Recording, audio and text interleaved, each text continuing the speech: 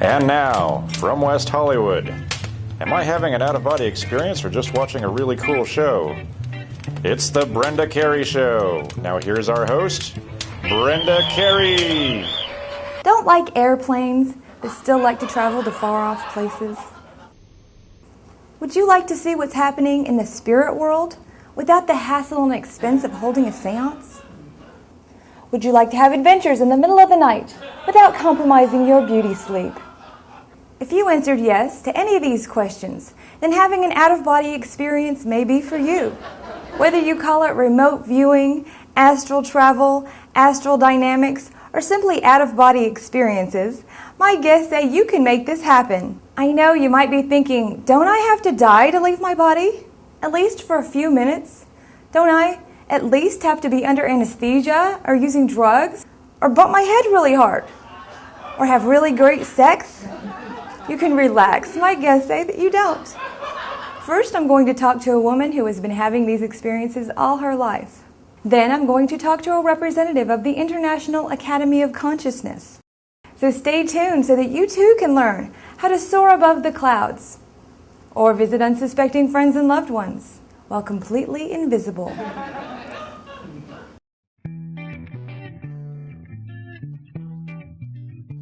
I'm so honored to introduce to you my friend Renee. Welcome to the show, Renee. It's so nice to have you here to share your stories with my audience. Thank you, Brenda. It's an honor to be here. Well, I will pour the tea so that we can begin. Can't have a friendly discussion about anything, I think, without a proper cup of tea. So anyway, when was the first out-of-body experience? Well, at the time I was living with my father in Wisconsin, and I was really missing my mom. It started out actually as a dream, and I dreamed that I was standing in the driveway where my mom lived, and I saw this, it was sort of a little point of light, sort of hovering just a couple of feet off the ground, several feet away from me.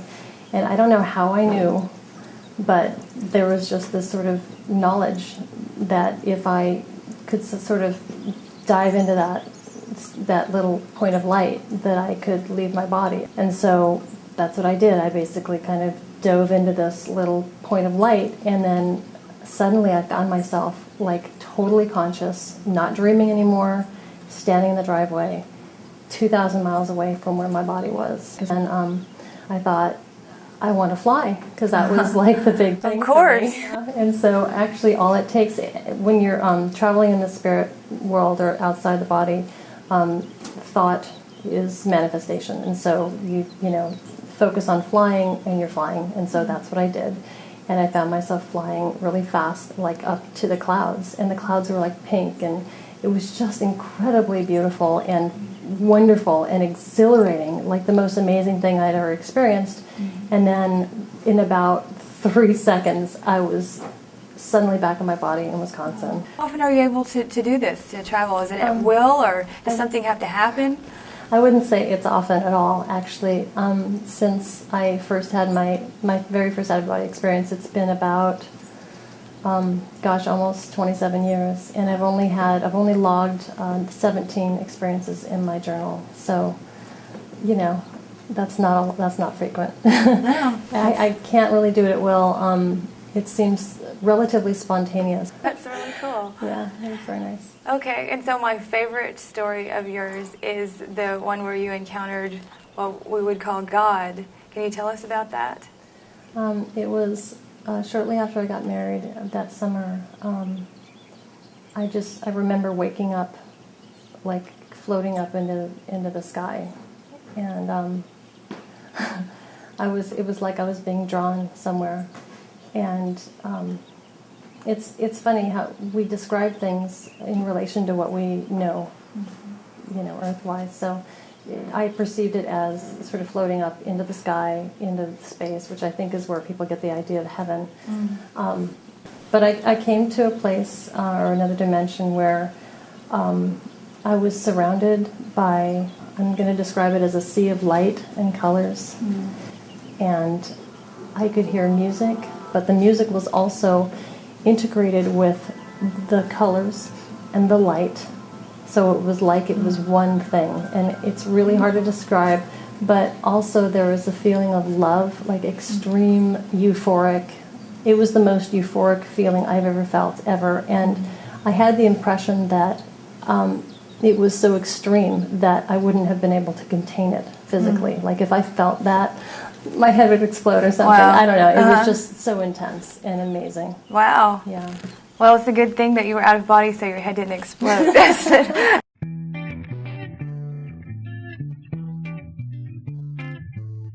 So I'd like to welcome Mr. Luis Monero to my show today. Thank you. Thank you so much, Brenda. A real pleasure, really. So I will start, as I start every discussion, with pouring the tea. Perfect. Because you cannot have a proper discussion about anything without a proper cup of tea. So first of all, let's talk about how did you get interested in studying the out-of-body experience? Yeah, in my case, actually, I had out-of-body experiences since I was a teenager. Wow. And at the beginning, they weren't too frequent, but it was enough to pique my interest. What was the first experience like that you can remember? Yeah, it actually happened naturally. The first experience was when I was 12 years old. It was due to a computer program that I was trying to do way back when, beginning of the 80s, basically. And I couldn't solve the program, so I started to get sleepy. I went to take a nap in my bed, and maybe about 20 minutes later, I found myself outside my body, still thinking about the programs. But I remember I turned around, I saw myself in the bed, my physical body, and I thought, I'm there, but I'm here. That surprised me, and I went into my body. That was the initial one. So did that scare you? Actually, it didn't scare me, even because it was like the middle of the afternoon. It wasn't dark at all. It was lighted, and to me, it was just different. Actually, when I woke up, I went into my body, and I woke up. I remember thinking, I was there, but I am here. But I saw myself here, but I was there. But it wasn't really scary. It was just different. I thought that it was a different type of dream, really, at the moment, I guess. So can you explain, now that you have studied it, what physically happens to a person during the out-of-body experience? First of all, I guess it happens while people sleep. We have this other body that is called the astral body. And basically, as people go to sleep, the astral body already disconnects from their body as they are sleeping. In an out-of-body experience, what is occurring is that we disconnect from the body and we're able to recuperate the awareness, the consciousness. And then, of course, naturally, with that awareness, with that control, we can go out, we can visit places, we can travel, to places that are very far, and also we can travel to other dimensions or other realms. When a person is out of body, I have heard it explained as it looks almost like an apparition of the person, and there is a silver cord that connects the astral body to the physical body. That's correct. Most of the times this other body, so-called astral body or emotional body, psychosoma, looks a little bit translucent, looks a little bit transparent. And we also have this energetic connection that comes out from the back of the astral body and connects to our physical body, which is also something, by the way, that we can confirm simply by grabbing it, by touching it, something that might surprise people, I guess, the first times that they're doing that. They can actually reach back and touch the cord. Yes, the astral body can go through physical things. We're not able to grab anything that is physical. But we cannot go through things that are the same density as us. So if we try to go with one hand across our other arm, we're not able to, and we are able to touch ourselves, to, realize that we are complete. And by the same token, we can reach back and grab the silver cord. So, but if you do it, I don't know, if you try it, just, how could I say, be ready for a surprise. Just because normally it's not what we don't have anything here in the physical body. My last guest was just talking about traveling to, I guess what was another dimension, where she saw what she was told by her spirit guide was God. So do you have a lot of stories like this? Yes, absolutely. Sometimes we see these figures like spirit guides, but even other more benign consciousness that are above the spirit guides if we wanted to create like a hierarchy, like an evolutionary hierarchy.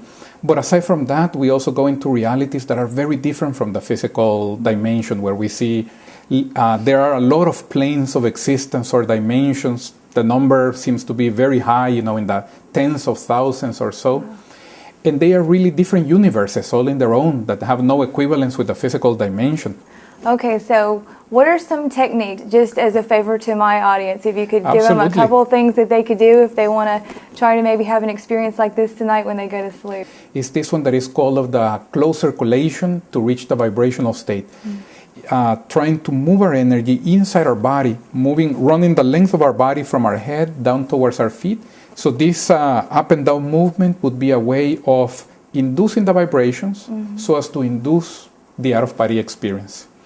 We are not masters the first time that we try something, right? So it might take a few times, a few days, maybe a few weeks before we start to control this process a little bit better. But in essence, everybody can have out-of-body experiences. I don't know what the big deal is about out-of-body experiences. I have them all the time. I know. Those silly humans. Well, I think I'm going to have one right now. Here I go.